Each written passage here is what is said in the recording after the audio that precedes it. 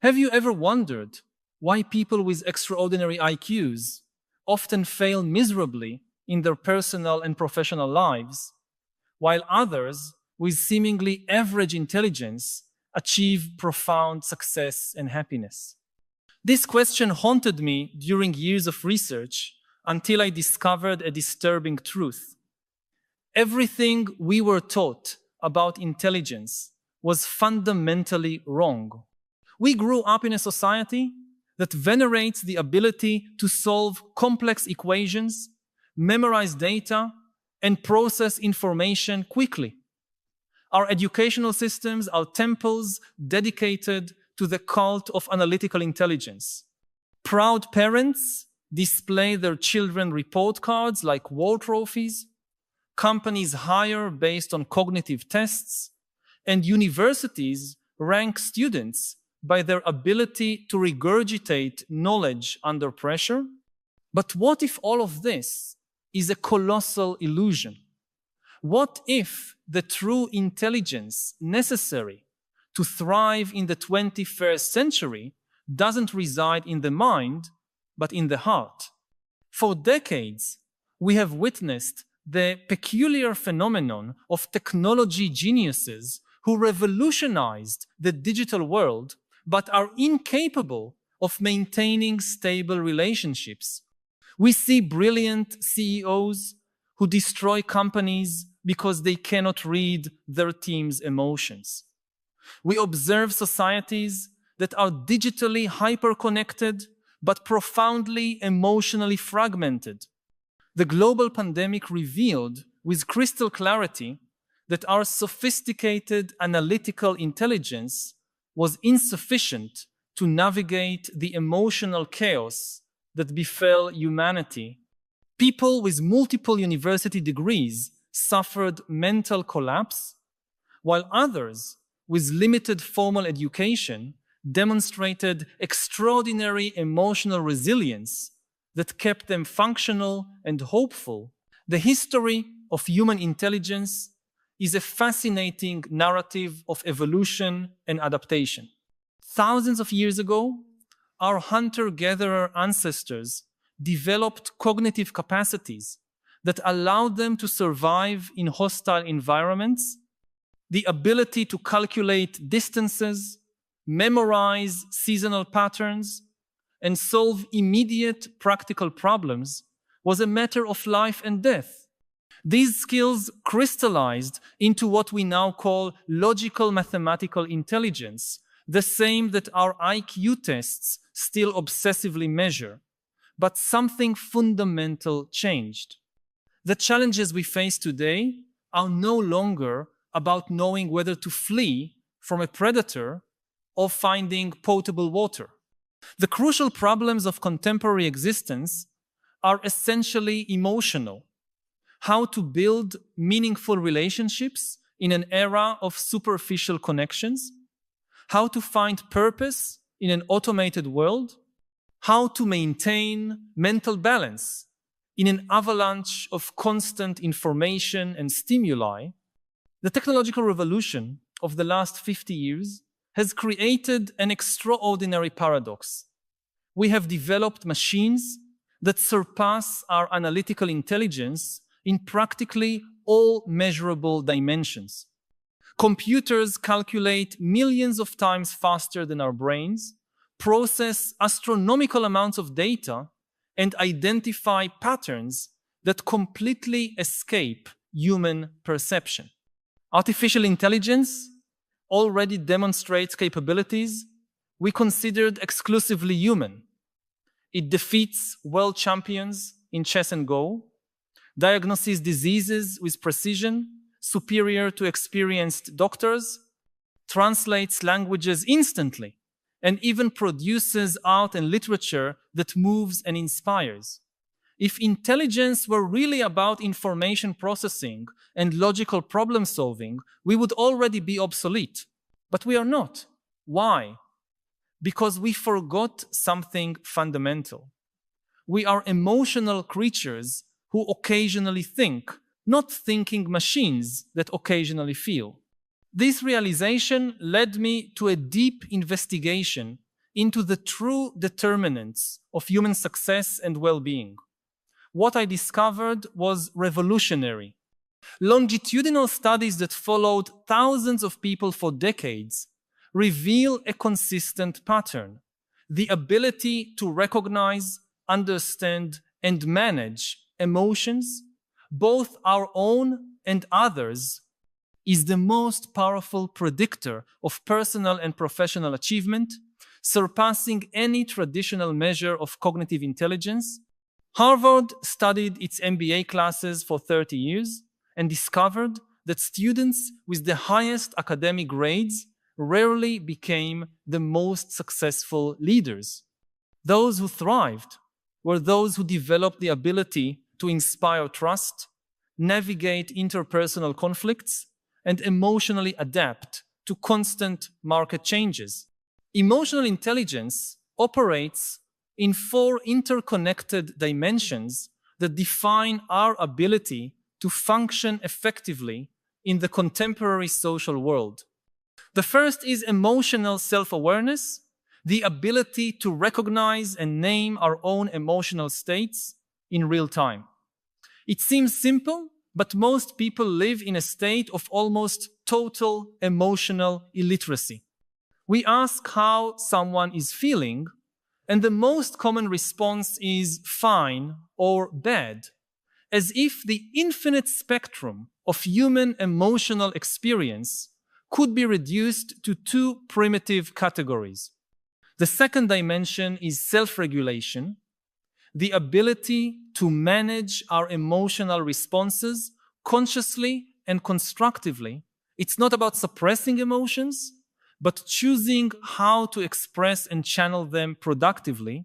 The third is empathy, the ability to perceive, understand, and appropriately respond to other people's emotional states. And the fourth is social skills, the ability to use our emotional intelligence to build relationships, lead effectively, and create harmony even in conflict situations. I want to pause for a moment to ask, in how many situations in your life have you felt you had all the technical knowledge necessary to solve a problem, but simply couldn't because there were unresolved emotional issues involved? Perhaps an argument with a coworker where you agreed on the facts, but the underlying emotional tension prevented any real progress. Or an important decision where you rationally knew what the right choice was, but your emotions pulled you in the opposite direction, creating frustrating internal paralysis. I know many of us keep these experiences as personal failures when they actually reveal something profound about the nature of human intelligence. If this feeling resonates with you, share your experience in the comments. It could be as simple as writing, "My emotional intelligence challenges me when." Your honesty can illuminate the path for someone facing similar dilemmas, showing that we are all learning to navigate this complex and fundamental dimension of human existence. The corporate world is undergoing a silent revolution that few fully perceive. The most valuable companies on the planet are no longer those with the best algorithms or most advanced technologies, but those that manage to create emotionally intelligent cultures.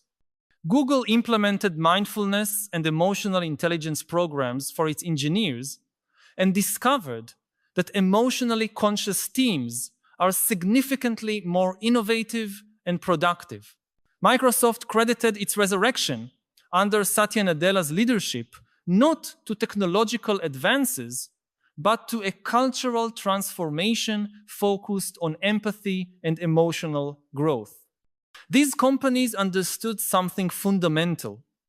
In an era where machines can process information, the human competitive advantage lies in our unique capacity to connect, inspire, and create meaning through emotional intelligence.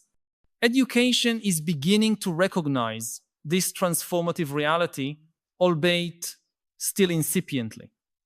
Countries like Singapore and Denmark have already integrated emotional intelligence development into their national curricula, recognizing that preparing young people for the future means equipping them with skills that machines will never be able to replicate. Children learn not only mathematics and sciences, but also to identify emotions, practice empathy, and resolve interpersonal conflicts. The results are extraordinary. More cohesive societies, lower rates of youth anxiety and depression, and a generation better prepared for the complex challenges of the 21st century. Meanwhile, educational systems that remain obsessed with standardized testing and memorization are producing brilliantly analytical but emotionally fragile young people, unable to deal with frustrations, rejections, or ambiguities that characterize adult life. This transformation is not just a matter of personal optimization or professional success. We are facing global challenges that require extraordinary levels of emotional cooperation between different cultures, nations, and ideologies. Climate change, economic inequality, political polarization, global pandemics, none of these problems can be solved through pure analytical intelligence. They require our ability to transcend tribal differences, create emotional bridges between conflicting groups, and maintain hope and determination in the face of overwhelming complexities. Emotional intelligence is no longer a luxury for personal development. It is an existential necessity for the survival of human civilization. But there is a profound obstacle in this journey of recognizing emotional intelligence: our own cultural resistance. We have been conditioned for generations to see emotions as signs of weakness, irrational distractions that should be overcome by superior logic. This artificial dichotomy between reason and emotion has created societies of emotionally illiterate people who pride themselves on their rationality. Men, especially, have been trained from childhood to suppress emotional expressions, resulting in epidemics of loneliness, depression, and violence that could be drastically reduced through emotional intelligence development. Women, although culturally more authorized to express emotions, often face the opposite challenge. Their emotional capacities are devalued as too sentimental for serious professional environments. Modern neuroscience is revealing the fallacy of this separation between reason and emotion. We have discovered that emotions are not obstacles to rational thinking. They are essential components of all effective decision-making. People with lesions in brain regions responsible for emotional processing maintain their analytical capacities intact, but completely lose the ability to make sensible choices in real life. They can solve complex mathematical problems, but cannot decide what to have for lunch or how to invest money. This suggests something revolutionary. True human intelligence is always a synthesis of cognitive and emotional capacities, and our obsession with measuring only one dimension is profoundly limited. Emotional intelligence also offers us a transformative perspective on leadership and influence. The most memorable leaders in human history were not necessarily the most analytically brilliant, but those who managed to touch collective emotions and inspire coordinated actions. Martin Luther King Jr. did not change the world through statistical data on racial inequality, but through his ability to articulate dreams and hopes that resonated emotionally with millions of people. Gandhi did not defeat the British Empire with superior logical arguments, but through emotional intelligence that managed to transform resistance into compassion and hatred into mutual respect. These examples illustrate a fundamental truth. Leadership is not about having the best answers, but about asking the right questions and creating emotional spaces where others can find their own solutions. In the world of personal relationships, emotional intelligence proves even more crucial.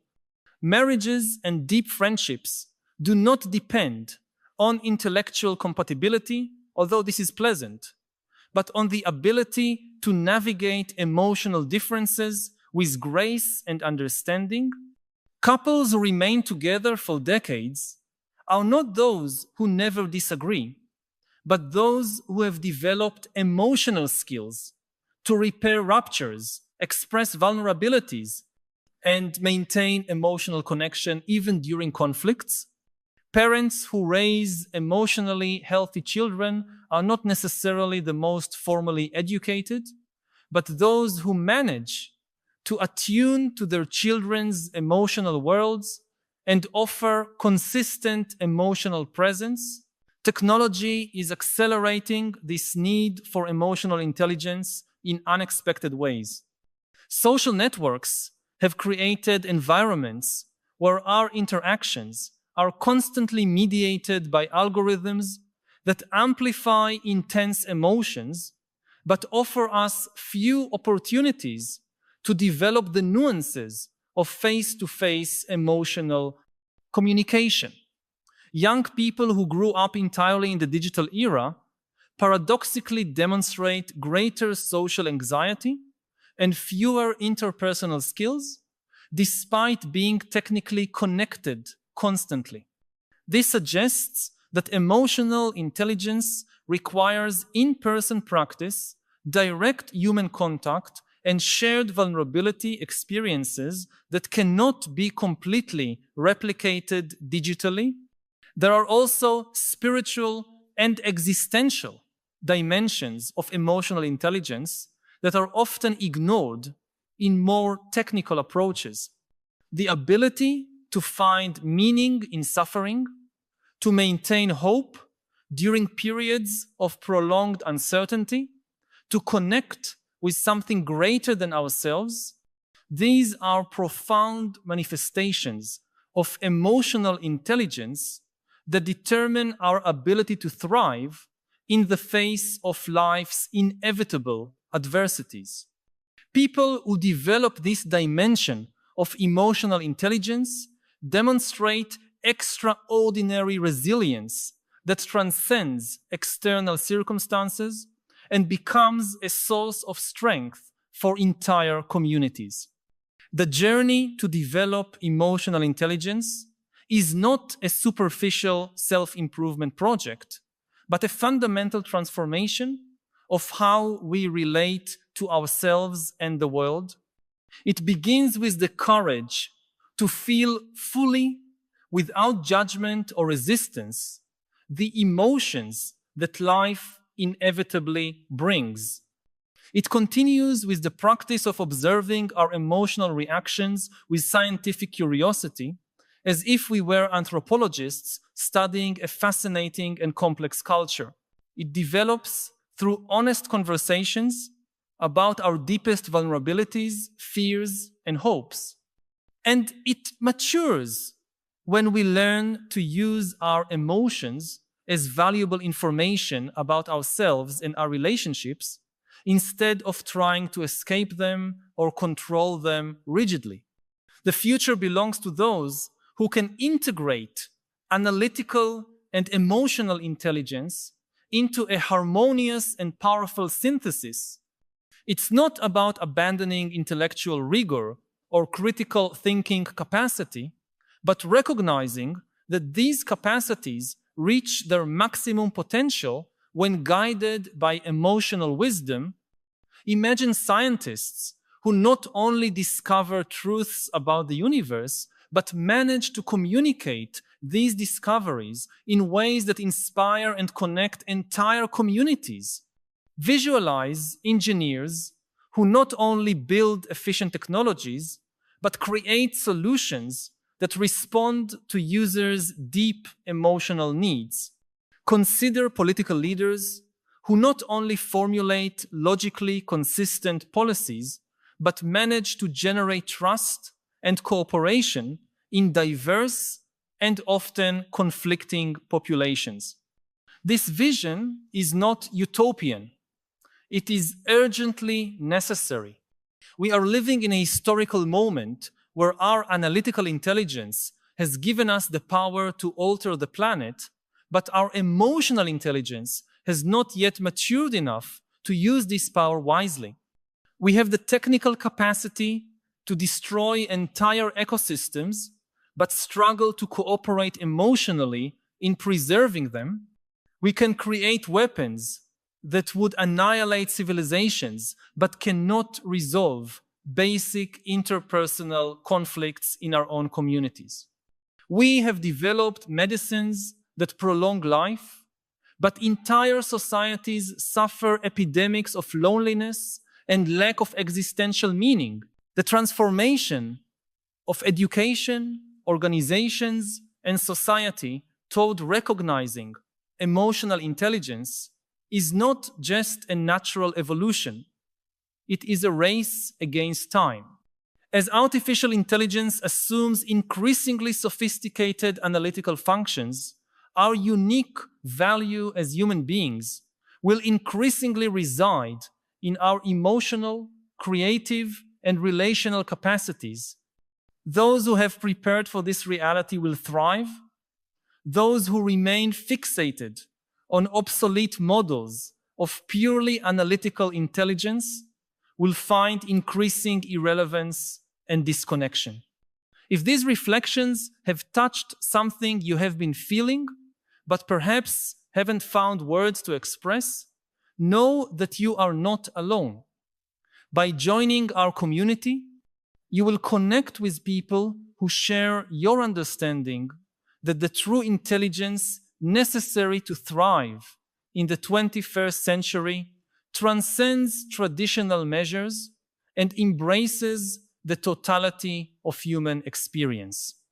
Each week, we explore together insights that can transform not only how we think about intelligence, but how we live our lives with greater emotional wisdom and authentic connection. This is not just a channel about abstract concepts, but a space for practical growth where we learn concrete tools to develop our emotional intelligence. Subscribe to continue this essential conversation about how to integrate mind and heart into a truly human intelligence, adequate for the extraordinary challenges and transformative opportunities of our time. The journey to a more conscious and emotionally connected life begins with recognizing that our capacity to feel deeply is not a weakness to be overcome, but our greatest strength to be cultivated and celebrated. The experts in many institutions have heaped shame upon their own heads in recent years. This is why we need two things. First of all, we need several institutions, not just one, so they keep each other in check. The basic assumption is humans are fallible. Institutions are composed of humans, so all institutions are fallible. They can make mistakes, they can be corrupted, and therefore you need several institutions. So if one institution is really corrupted, you can go to the courts, or you can expose it in newspapers or in other media or whatever. And second Secondly, every institution needs a self-correcting mechanism. This is the sign of a good institution, that it has mechanisms inside the institution to identify and correct its own mistakes. This is, again, a key difference between democracy and dictatorship. Dictatorship has no self-correcting institution. There is no mechanism in Russia that can expose and correct Putin's mistakes. But democracy is all about self-correction. The basic mechanism of elections is that every 4 years or so, you can say, oh, we made a mistake. Let's try something else. But of course, every mechanism like this is itself fallible. Elections can be rigged. Like we just had elections in Venezuela, and the Venezuelan people said, okay, we made a mistake with Chavez and Maduro. Let's try something else. But because Maduro is in power, he rigged the election. He said, no, I won. It's a book about the long-term history of information networks, from the Stone Age to the age of AI. The idea is to understand the long-term processes that shape information networks and to learn from previous historical revolutions about what is the same and what is different, what is new about this revolution. We can learn a lot, for instance, from the process of the canonization of the Bible, about the process of canonizing AI, the fantasy of creating an infallible information technology that will always tell us the truth and that will be able to solve all our problems. It's of course a very old fantasy in human history. And looking at what happens previously when humans follow this fantasy can tell us at least some things about what is happening right now. The book is really about trying to understand the current AI revolution from a very long-term historical perspective.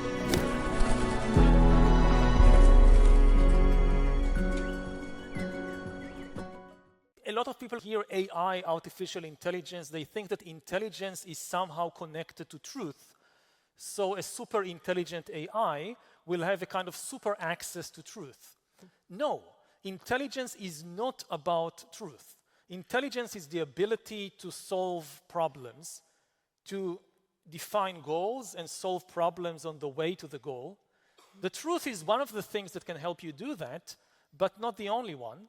And we have seen with human beings that human beings until today have been the most intelligent animals, entities on the planet, and at the same time we have also been the most delusional entities on the planet. We believe nonsensical things that no chimpanzee and no dog and no horse would ever believe. And a super intelligence is very likely to be super delusional, even more deluded than we are. So we would need a very strong ethical basis, a very strong basis of values, more than even before, because the challenges are bigger.